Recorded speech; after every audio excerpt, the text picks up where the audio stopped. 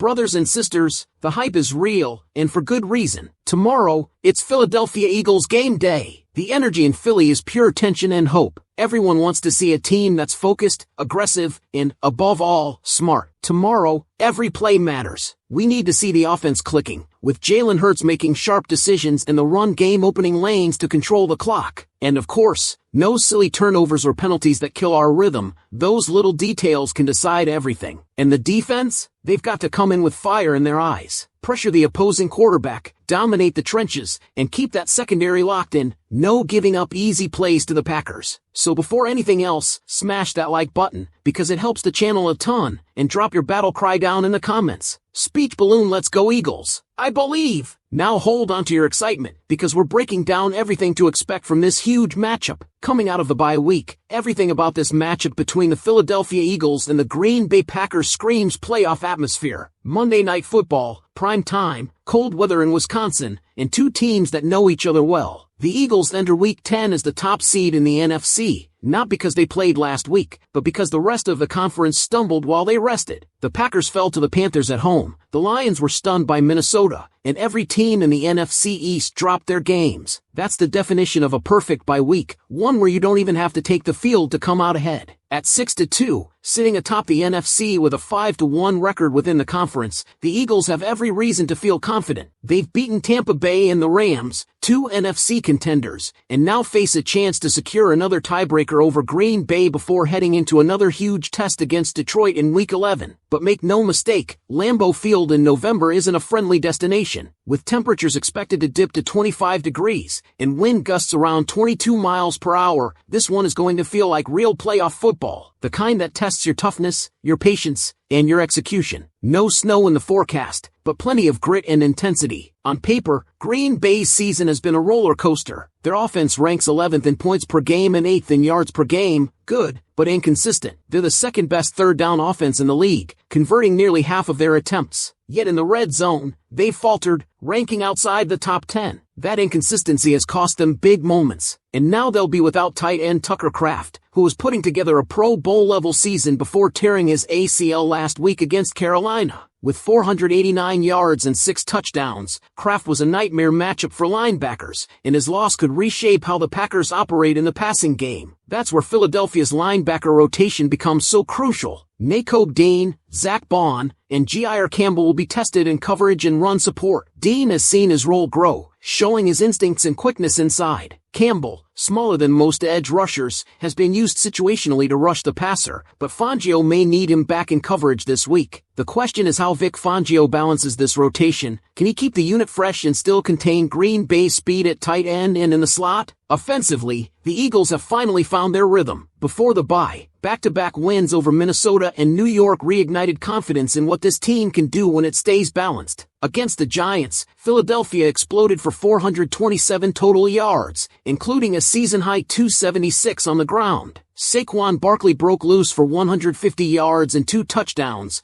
and rookie Tank Bigsby added over 100 more, punishing defenders with his physical running style. Jalen Hurts didn't have gaudy passing numbers that day, but his efficiency was off the charts, 4 touchdowns, 0 interceptions, and full command of the game. That win wasn't just another victory, it felt like a turning point. The offensive line executed beautifully, wide receivers blocked with purpose, and the unit played with rhythm and confidence. The Eagles didn't turn the ball over once in either of those 2 pre-bye wins. And if you followed this team for any length of time, you know what that means. When Hurts protects the football, they're almost impossible to beat. Hurts entered the bye with 20 total touchdowns and just 2 turnovers. That's MVP-level efficiency. He's tied for 3rd in passing touchdowns, 5th in completion rate at over 70%, and, most importantly, leading the NFC in wins. Everything about the way he's playing right now screams control. He's not forcing throws, he's letting the game come to him, and he's mastering the art of situational football, converting in the red zone, keeping drives alive, and knowing when to take a risk. The challenge, of course, is staying hot after a bye. The Eagles' third down struggles, converting just 33% this season, remain one of the few weaknesses that need fixing. But their league-best red zone offense makes up for it. When they get inside the 20, they score touchdowns nearly 85% of the time. That's the difference between good teams and championship teams. And now, against a Green Bay defense that's been top 10 in both points and yards allowed, those small details matter. The Packers defense, led by Micah Parsons, has given up few explosive plays all year, ranking second in yards per play allowed. But they've struggled inside their own 20, giving up touchdowns on nearly 2/3 of red zone trips. That bend-but-don't-break approach might not hold up against a red-hot Philadelphia offense that thrives in tight spaces. So it all sets up perfectly, strength versus strength, identity versus identity. The Eagles' physical offensive line against Green Bay's disciplined front. Hurts and Barkley against a defense that rarely gives up big plays. The Packers, wounded but still dangerous, looking to protect home turf and regain their footing in the NFC race. The Eagles, fresh, confident, and carrying the weight of expectation as the current #1 seed. But with temperatures dropping into the teens and playoff-level tension in the air, the question is simple. Can this Philadelphia offense keep rolling, or will Green Bay's defense freeze their momentum in the cold Lambeau night? The cold doesn't just test your body, it tests your will. That's what this Monday night showdown in Green Bay is all about. And for the Eagles, that test begins in the trenches. Everything about this matchup says the battle up front will decide it. Philadelphia's offensive line, one of the most physical units in football, has to control the line of scrimmage against a Packers front that ranks among the top 5 against the run. Jeff Hafley's defense has allowed just under 90 rushing yards per game this season, and when Green Bay wins, it's usually because their interior line, led by Kenny Clark and Devontae Wyatt, takes over early. But the flip side is that the Packers just got exposed by Carolina. The Panthers' ground game, led by Rico Dowdle, gashed them for over 130 yards and 2 touchdowns, showing that if you stay committed and disciplined, you can wear this Green Bay defense down. And this is exactly where the Eagles thrive. In games where Saquon Barkley has carried the ball 15 or more times this year, Philadelphia is undefeated. That's not coincidence, that's identity. When this offense runs the football with authority, everything else flows naturally. The play action opens up, Hurts gets time and space, and A.J. Brown and DeVonta Smith can win downfield. What makes this matchup fascinating is how the Eagles' physicality matches Green Bay's speed. The Packers like to spread you out and move laterally on defense, but that can play into Philadelphia's hands. You start pounding them between the tackles, keep their linebackers guessing, and then attack with quick, efficient throws. Hurts has shown incredible patience this season, reading defenses, using motion, and trusting his protection. That poise will be vital in Lambeau, where communication can be a challenge in freezing conditions and crowd noise echoes differently through the cold. And let's not overlook what Howie Roseman has built here. The additions before the bye, Michael Carter, Jaire Alexander, and Jalen Phillips, might prove massive down the stretch. Carter gives this defense a versatile slot option who can also play safety when needed, though he's at his best inside. Alexander brings intelligence and playoff experience, even if his health is still a question mark after that knee injury last year. And Jalen Phillips, that's the wild card. Few players can change the energy of a defense like he can. With his familiarity in Vic Fangio's scheme, Phillips can be unleashed right away. He doesn't have to overthink it. Third down, go hunt, edge sealed, collapse the pocket. That's what Fangio's defense has been missing, the extra spark off the edge to turn pressure into chaos. They've played with a bend-but-don't-break mentality all year, ranking middle of the pack in yards and points allowed but staying elite inside the red zone. Phillips, alongside Haason Reddick, could take this group from steady to dangerous. The same goes for Alexander. Even if he's not 100%, his presence alone brings leadership and insight into how Green Bay operates under Matt LaFleur. But this game also carries a psychological edge. The Eagles have Jordan Love's number. In his 3 career starts against Philadelphia, he's completed just 56% of his passes with 3 touchdowns and 4 interceptions. When pressured, his confidence crumbles. It's written all over the tape. You hit him early, and he starts to force throws, drift from clean pockets, and make poor reads. Yet when he finds a rhythm, he can sling it with anyone. This year, he's completing nearly 71% of his passes, has over 2,000 yards, and ranks among the league's best in quarterback rating. The key is simple. Don't let him get comfortable. That means the Eagles' defensive front, Sweat, Carter, Cox, Reddick, and now Phillips, must set the tone. If they can collapse the pocket and take away the quick throws, Green Bay's offense could unravel, especially without Tucker Kraft, who was their security blanket in the middle of the field. That ACL injury stripped them of one of the NFL's most dynamic tight ends, 6 touchdowns, 15 yards per catch, and a nightmare matchup for any linebacker. His absence leaves a massive hole in Green Bay's playbook. And in a game like this, the little details, the turnovers, the special teams field position, even a single missed tackle, will make all the difference. The Eagles have been nearly flawless in ball security recently, with 0 turnovers in their last 2 games. If they keep that up, they'll control time of possession and dictate tempo. But this isn't just about stats or trends. It's about the mental toughness to go into Lambeau, under the lights, in the freezing wind, and remind the rest of the NFC that this team isn't just good, it's built for December and January football. So as we head into this crucial Week 10 battle, the question isn't just whether Philadelphia can win, it's whether they can make another statement, whether they can walk into one of the most hostile environments in the league, face a team desperate to stay alive in the playoff race, and prove that they're still the team to beat in the NFC. Eagles fans, what do you think? Does this team roll into Lambeau and come out 7-2? Or does Green Bay pull off a shocker in the cold? Drop your predictions in the comments, and if you love this kind of deep dive coverage, make sure to smash that like button, subscribe to the channel, and check out the next video on screen right now. And if there's one thing this Eagles team has proven over the past few seasons, it's that they don't shy away from moments like this. Monday Night Football, national audience, the entire NFC watching to see if Philadelphia can keep its hold on the #1 seed. That spotlight seems to bring out the best in Jalen Hurts in this locker room. They've been built for games that demand composure and resilience, and this one has all the makings of a 4-quarter slugfest. Hurts himself has become the heartbeat of this franchise, not just because of his numbers, but because of how he carries the team when things get tough. Remember, his leadership isn't loud or flashy. It's methodical, grounded, built on the same principles that make this team so dangerous: discipline and poise. When the offense stumbled early in the season, he never flinched. He doubled down on film study, chemistry with his receivers, and trust in the system. Now, you can see it pay off every time he walks to the line of scrimmage, reads a defense, and makes the right decision. That kind of calm confidence is infectious, and the rest of the roster feeds off it.